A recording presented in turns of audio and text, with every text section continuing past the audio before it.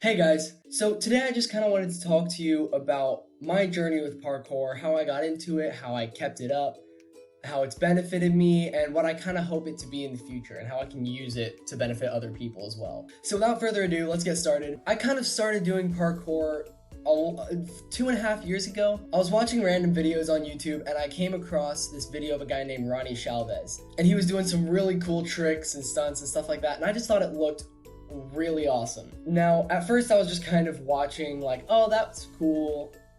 It must be fun to do that. And I didn't think anything of it. But the more I watched, the more interested I got in it. And I was very curious as to what he was doing. So I started doing some research and I figured out that it was parkour and free running. And after looking more at his channel, I found that he had tutorials with stuff starting as easy as a safety roll. So I decided to go for it. I wanted to try to learn some stuff and see what happened. Now, the thing was, though, I didn't want to be one of those people that saw some YouTube video of some guy jumping off a building and I just, go outside and find a building and jump off of it and try it. I didn't want to be that guy because I already knew at this point, I'm very happy I knew this, but I already knew at this point that those are the people who are the ones that break their legs or the ones that sprain their ankles or break their arm trying something stupid, because it's this kind of stuff that it's stupid unless you have years of experience and you know you can do it. So I decided I didn't want to be one of those people. I wanted to take it slow. I wanted to take it safe. So I learned the safety roll. I learned the safety vault. I learned the speed vault, just precision jumps, stuff that's really slow, low to the ground, nothing super exciting. And I started with stuff like that just so that I could kind of get a feel for it and decide if this was something I actually wanted to continue doing. So after I learned that stuff, I continued and I really enjoyed it. And it was just, I wasn't really a athletic person at the time, so it was a way that I could get exercise and enjoy myself physically without actually having to do workout or something like that, which I don't enjoy as much. And during these early days, and even till now, I haven't met a lot of people who do parkour, and I don't train often with people. So I drew a lot of my inspiration not from people that I knew, but from YouTube and more videos. And I would watch all these videos of professional freerunners and people who know what they're doing. I'd watch these videos and gain inspiration and ideas, and I'd watch these tutorials and just see, that's what I'm going to be like someday. That's what I set in my head. I said, that's what I'm going to be like someday. And when I first started, I made a commitment and I said, I prayed and I said, God, if you will help me in learning parkour, I want to use parkour for you. I want to use parkour to further your kingdom. And that's what I said when I first started. So I started and I kind of learned through two different avenues. One was YouTube videos. Like I said, I'd watch tutorials and learn off of those. And the other one was just kind of feeling it out and making up my own stuff. So when I was creating lines, I would maybe do some transition between moves that's not an official move or doesn't have a name, but I would just kind of come up with it. Or I would make up my own moves and do those. And sometimes moves that I thought I made up, I would see online on a YouTube channel later or something like that. But still, just being creative and doing things that you haven't seen before, even if they're out there. Doing things creative that you haven't seen before really helps with learning and understanding how to teach yourself. So as I was training, I hit a lot of rough parts just because I didn't have people around me to spur me on.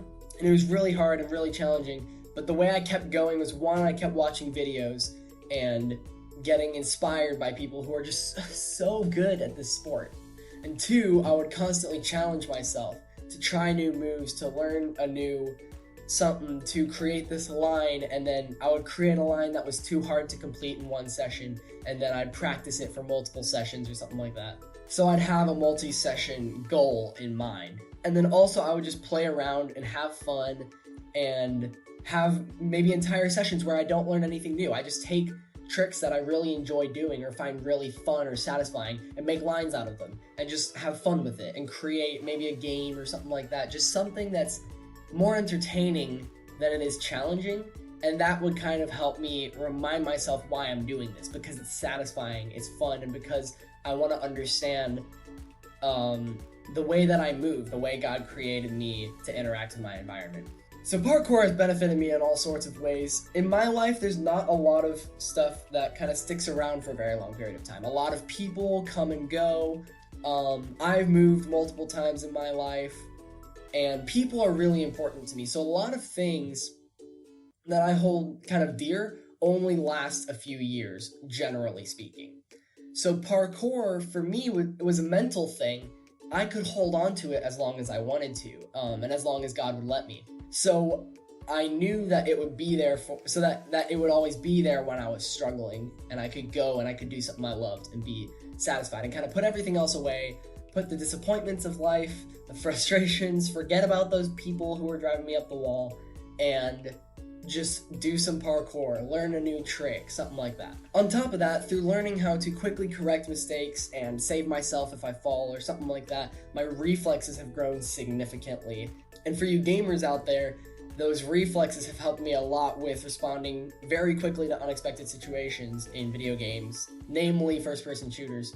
Parkour has also helped me grow a lot stronger. I'm a lot more athletic than I used to be. I've got better cardio, just overall, I'm more healthy than I used to be. And it's also kind of helped me understand the world around me and my own body, what my limits are, and how I can interact with different objects and stuff like that, and how things interact with one another. Now, I've come a ways with parkour. It's been about almost 3 years, 2.5 to 3 years, which is not super long compared to some people, but I mean, still a pretty decent amount of time, and I'm hoping to continue doing this for the rest of my life. So some goals that I have for my future that I really want to do when I grow up is, one, I want to compete worldwide. If it's still going, I'd love to compete at Red Bull Art of Motion, and I'd love to compete at air whip competition when I am prepared and when I've improved. And two, as a career, I would love to open up my own gym. I'm not sure where yet, but I am absolutely interested in opening my own gym because I want to teach other people parkour. I want other people to have a safe place to learn parkour and to be taught parkour so that they can progress in a sport that they will hopefully love. So yeah, that's my journey with parkour. I continue to train even through quarantine, and I hope that if you guys are out there training as well, you will continue to persist through this crazy time. So I hope you guys have a great week, and God bless.